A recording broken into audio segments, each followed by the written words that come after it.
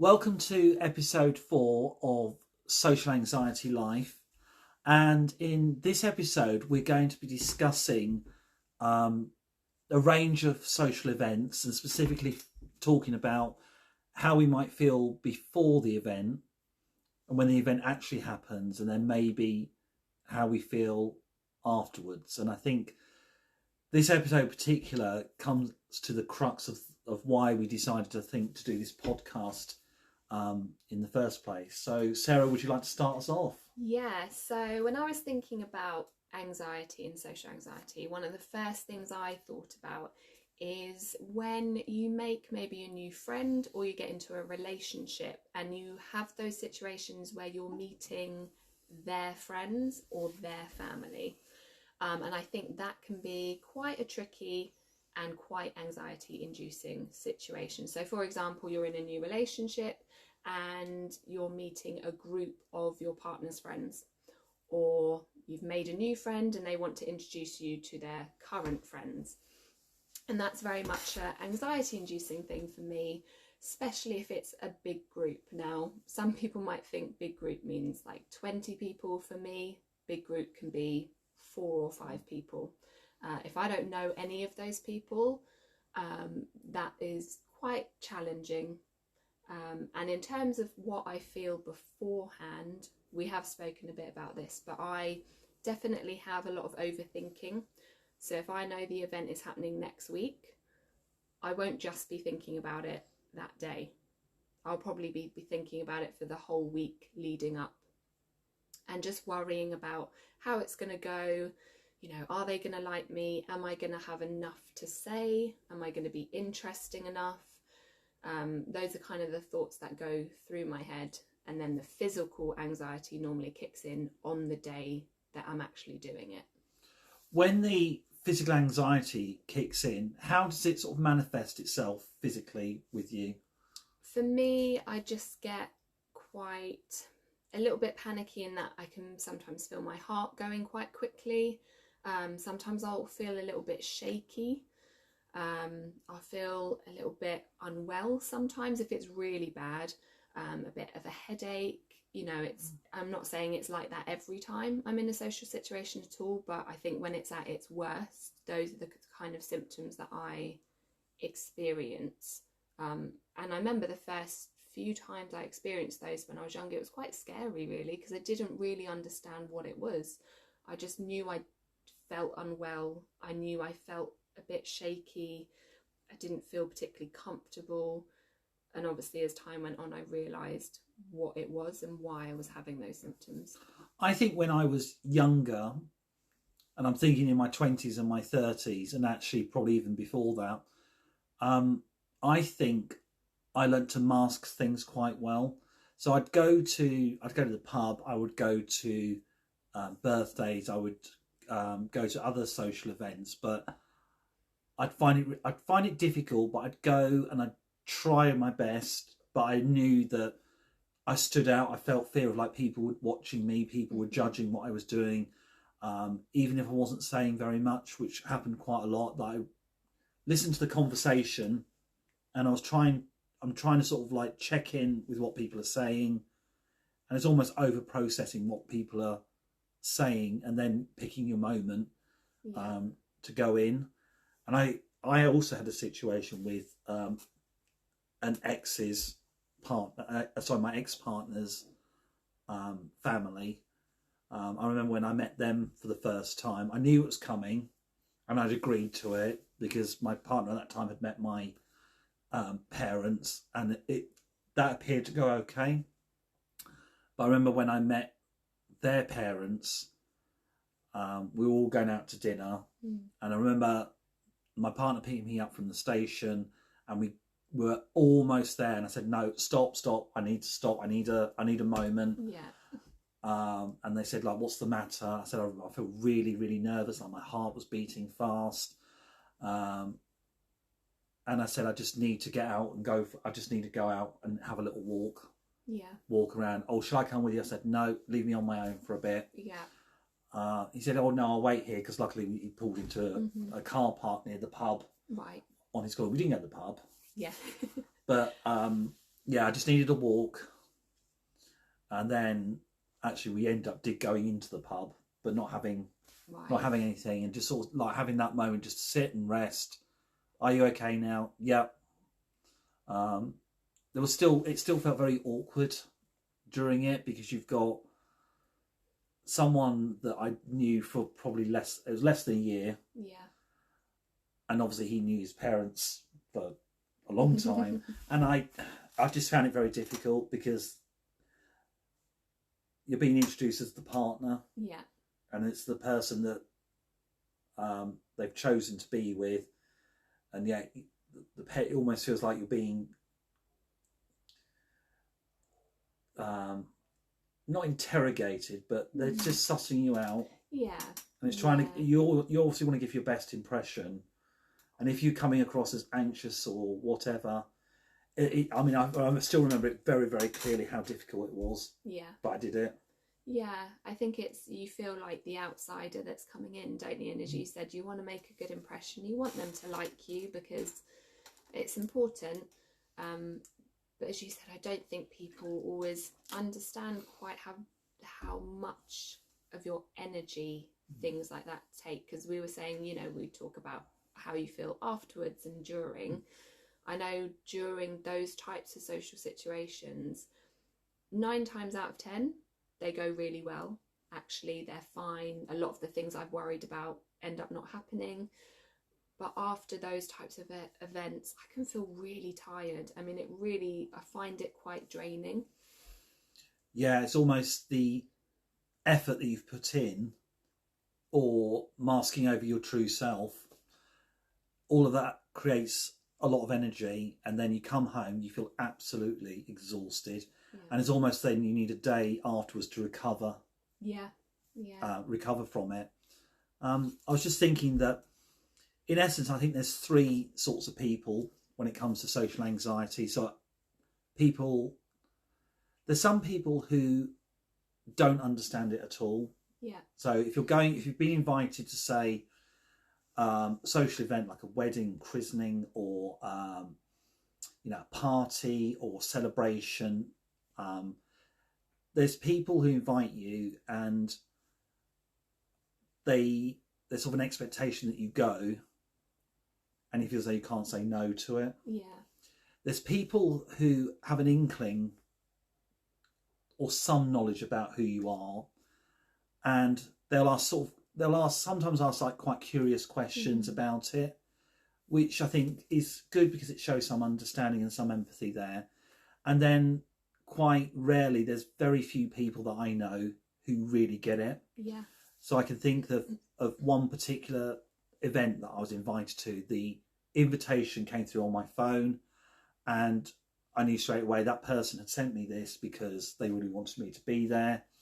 But straight after that invitation had come through was another message saying, there will be a lot of people there. I understand if you don't want to go, or I'm quite happy if you wanted to come for a little bit, or not at all. I understand all of that. And I think that shows true understanding of who I am and how I approach events, and there's no judgment there. Yeah. So if I'd gone, I actually didn't go because when the person went through who might be there or who would be there that I might know, even the people that I might have known there, I didn't know that well. Yeah. So I still would have felt quite awkward there. So my judgment was at that time, I thought, no, I didn't want to go, but there was no problem with me saying no to it because the other person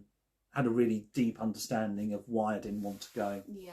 But it was nice to have been asked in the first place. And sort of on that thread, what would you say if someone, let's say you met someone and they knew you had anxiety, but they didn't really know to what extent, if you were going to say to them, this is what helps me, this is what you can do to help me with my anxiety, what would you say to them? Like how can people, because everyone's different, aren't they? What do you find helpful? It's funny because there's things I do when I'm by myself to alleviate my anxiety. So sometimes funny enough, last Monday, I felt that I had a bit of a down day. Things just weren't right at all. Yeah. I messaged a friend, and that was good. But I thought, no, I need to get out. I need to go out and go for a walk. Going for a walk within nature. Yeah. With the park, common, whatever, that really helps. Yeah. If there's something I have to do socially and I can't avoid it, then to try and cope with it, it's quite difficult because you're going to overthink it anyway. Yeah. But sometimes I will take things with me. So I take fidget toy with me to keep me occupied. So that, say if I know that last week we talked about work presentations and things like that. I think back to if I had something in my hand when I was doing it, like this little tangle I've got here, for example, that probably would have helped me get through it a lot more. So I think maybe like tapping into some kind of sensory need help. So like when I go to the park or the common, where there's lots of trees and there's lots of like woodland area, I can just walk around there and just sort of lose myself. And I find that anxiety goes straight away. So those are things that kind of help you if you're in a, let's say, a social situation. What can someone else do that helps you? Like, are you the sort of person who likes a bit of reassurance, or do you like to sort of be left alone?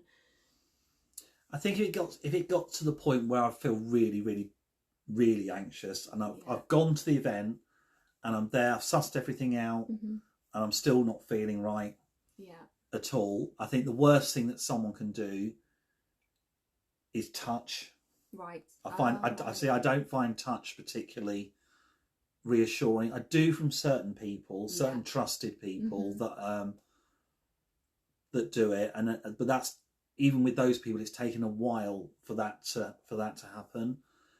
But if it's unknown people, even if they touch me on the arm or try to hug, it's like, no, go away, get away from me. I don't want that at all. I don't find it very comfortable. It's almost sort of letting me sort of get on with it. And then if they say something like, "Oh, would you like to take a moment outside?" If there's outside access available, that helps tremendously. But other than that,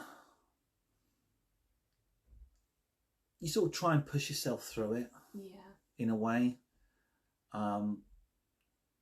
It depends on the other person's understanding. I think sometimes now, when you try and explain to other people, I think people are better now at getting it and they understand it. Whilst if I think sort of back 10, 15, 20 years ago, it wouldn't have been as much understood. Do you have the same? So when you go to a social event, and you've turned up and it's all started, does your anxiety remain at quite a high level throughout, or does it change or fluctuate? I think it depends on the situation. I think majority of the time it does fluctuate a bit. I think probably my anxiety is at its highest right before and when I first get there. But for me, things that I find really helpful, and as I said, this will not apply to everyone. If I'm going, let's say, to a social event, I quite like it to be acknowledged by another person that, I quite like it when someone says to me like, "Oh, I know this isn't easy for you," or "I know I'm asking a lot," or "Oh, I know this is a bit out of your comfort zone, but I really appreciate that you're like," even something like that does help me. Just acknowledging that they do understand that it's not an easy thing for me. Even just that acknowledgement of that really, for me, is really helpful. And then I think, as you said, just having people that appreciate it, check in with you, are you okay? We don't have to stay if you, just kind of having that understanding. Then obviously, as you said, people have different levels of understanding, but I just think showing appreciation for a person's anxiety and sort of making it clear that you understand it's not easy for them, but you appreciate it, you're there, I mean, another thing that people could do that it that's not good. I mean, another thing that's not Mm. appropriate for me is when you're at the social event and then they go back to sort of the label of being shy, quiet, Yeah. introverted, etc. They it almost feels like you're being treated like a bit like an infant. So they talk to you in a little bit of a condescending way. I've had that before where why aren't you going to say something? Oh, What? And I just don't. no, I just that. don't. That just shows no understanding or inkling of what it's like. Yeah. I mean, like the physical symptoms of like your heart beating faster, your breathing feels disrupted, sweating. Yeah. You just feel clammy. You just feel very, very. It's almost got to the point where you just feel you're not quite dysregulated, but you're well on the way of getting to the point where your brain would go into sort of like a fight or flight moment where you have to leave. Yeah. I mean, I'm just trying to think whether I've left something just because I feel. Yeah. I mean, just sorry on that note of when people point it out and say, "Oh, gosh, you're really quiet. Are you all right?" Or "You haven't said anything for a while." People would never turn around and go, "Oh, you're really loud, aren't you? Gosh, you're talking a lot," because it would be seen as rude. But people don't seem to feel the same way about pointing out a person who's quiet or hasn't spoken for a while. And as you said, I find that extremely unhelpful. If anything, that's going to increase my anxiety. I think episode 4 has provided a lot of experience and a lot of things that we've talked about, and I think we've probably got more than enough. I mean, to go into another. Yeah, we're just gonna, I think, keep talking about this and probably make it into 2 episodes because we've got a lot to say on this. Yeah. Before we go, don't forget we've got a Facebook page called Social Anxiety Life, and don't forget all of the episodes are available on all the platforms. So Google, Apple, Amazon, and Spotify. Yes, and please, leave feedback. We really want to know what you think about the podcast, and if you have any recommendations or any questions you'd like us to answer in future episodes.